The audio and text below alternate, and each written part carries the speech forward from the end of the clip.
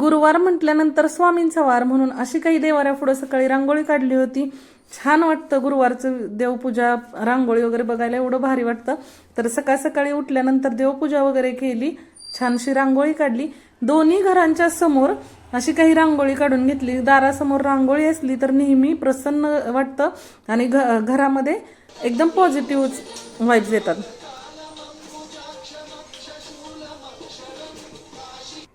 काल भैरव अष्टक ऐकल्याशिवाय आजकाल माझा दिवसच पूर्ण होत नाही।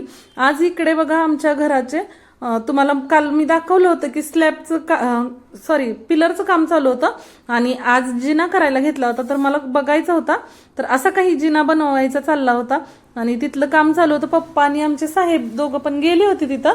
तर असा जिना बनलेला आहे।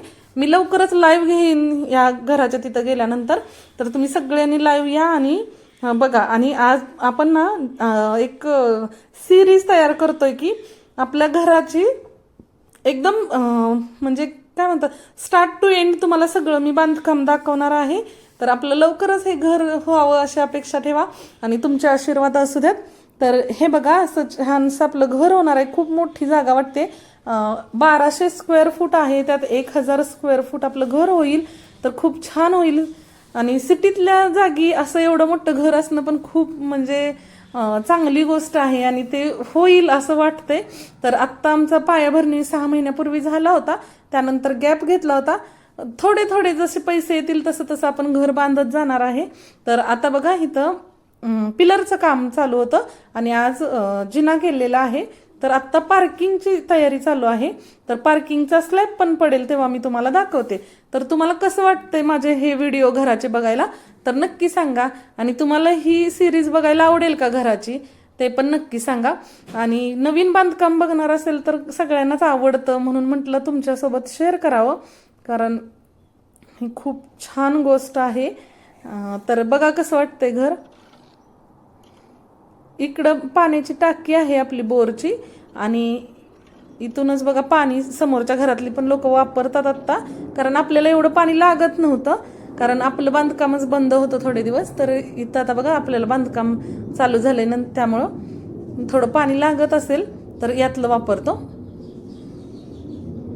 मस्त अशा पायऱ्या करायचं चालल्या होत्या, मला खूप एक्साइटमेंट होती। मी मागच्या लाईव्ह मध्ये सांगितलं होतं तुम्हाला की हे पायऱ्या करणार आहेत, त्यासाठी मी खूप एक्साइटेड आहे।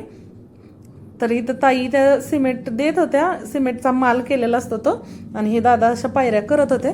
तर तुम्हाला मी लवकरच आज किंवा उद्या ते लाईव्ह दाखवेल कसं कसं केलेलं आहे ते। आणि बाजूला बघा शेती वगैरे आहे। आत्ताच सगळ्यांची घरं झाली, जेवढी घरं आहेत हे सगळी ते आत्ता झालेले आहेत, कारण इथं पूर्ण शेती होती। तर आता हळूहळू हे बांधकाम चालू आहे।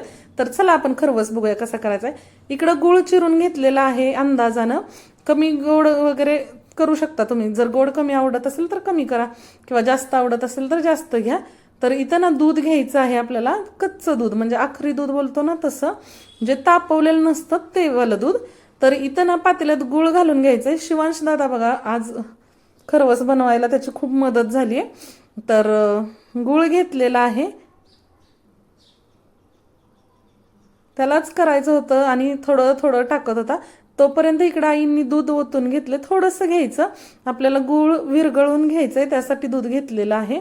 आणि इथं बघा थोडीशी साखर टाकले। हा चमचा आमचा चहा पावडर साखर डबे असतात ना त्यातला आहे। तर हे 2.5 चमचे घेतलेत, म्हणजे आपले पोहे खायचे किमान 5 चमचे साखर घ्यायचे। आणि एवढा गुळ घेतलेला आहे बघा, एक पावशरला थोडासा कमी असेल। आणि मस्त असं हलवून हलवून गुळ विरघळून घ्यायचा आहे।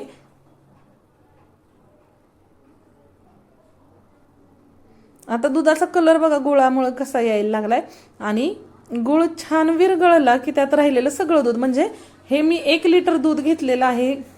तर खरवस बनवायचं आहे आपल्याला, एकदम असा वडी पण पाडणार नाही आपण, असं चमच्याने आईस्क्रीम सारखं खाता यावं असं बनवायचं आहे। इकडं ह्या भाऊ बहिणींचं काही कारभार चाललेलं आहे बघा। चमच्याने साखर खाते. शिवांशला खूप गोड आवडतं. सर्वस्वी पहिली गोड खात नव्हती, तिला थोडं जरी गोड दिलं तर ती उलटी करायची, पण आता शिवांशमुळं ती पण गोड खायला लागली. तर आजीचं सगळं काम करू लागते बरं का ती, म्हणजे सगळ्यांची कामं ऐकते, पण आईंचं तर पहिलं ऐकते. तर बघा आजीला कशी मदत करते खरवस बनवाय. ह्या पिल्लांनी आज खूप मदत केली होती खरवस बनवायला. आणि कप दिला आजीला, पण त्यामागं हिचा स्वतःचा पण स्वार्थ होता की ही प्लेट पण घेऊन आली आहे बघा त्यातून, आणि प्लेटमध्ये घेऊन साखर खायची. ती दादाला सांगते मला ह्यात साखर दे. दादा पण बघा त्याचं प्रेम किती हे चाललंय, गोड साखर किती दिली आहे त्याला, 1 चमचा भरून साखर दिली. इकडं बघा आपल्या खरवसला अर्धा कप चीक घेतलेला आहे, किंवा कोवळं दूध बोलू शकता तुम्ही. आणि ते ना असं ह्या दुधात मिक्स करून घ्यायचं.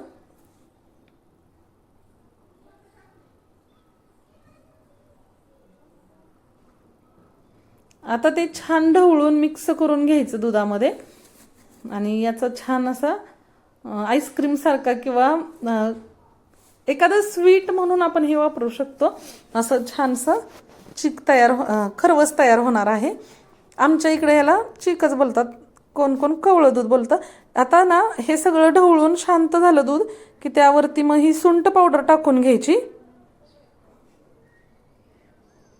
आणि सुंठ पावडर टाकल्यानंतर तुम्ही अजिबात चमचा फिरवायचा नाही त्यात, म्हणजे ते खरवसवरती असंच दिसतं चिकावरती.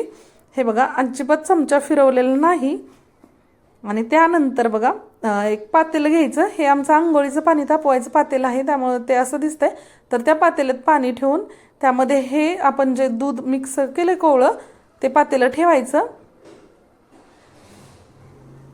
आणि त्याच्यावरती झाकण ठेवायचं. 10 मिनटं 5 मिनटं फुल गॅसवरती आणि 10 मिनटं कमी गॅसवरती, असं 15 मिनटं चिक वाफवून घ्यायचा. आणि त्यानंतर बघा असा काही चिक तयार होईल आपला, म्हणजे खरवस तयार होईल. खूप छान लागतात. जर सगळ्यात पहिलं जर चिक असेल तर त्याचे लाडू पण होतात, पण हा खरवस खाण्यासाठी तर असं काही बघा खरवस तयार झालेला आहे. आणि जी सुंठ पावडर टाकली होती ती बघा वरती अशीच राहिली, कशी वाटते बघा. खूप छान वाटतं हे, असं समोरून बघताना तर खूप छान वाटतं. तर बघा तुम्हाला आवडली असेल रेसिपी तर लाईक शेअर सबस्क्राईब करा. आणि तुम्हाला असेच आमचे फॅमिली व्लॉग आवडत असतील तर नक्की कळवा. असंच काही नवीन व्हिडिओमधून परत भेटू. चला बाय बाय, थँक्यू.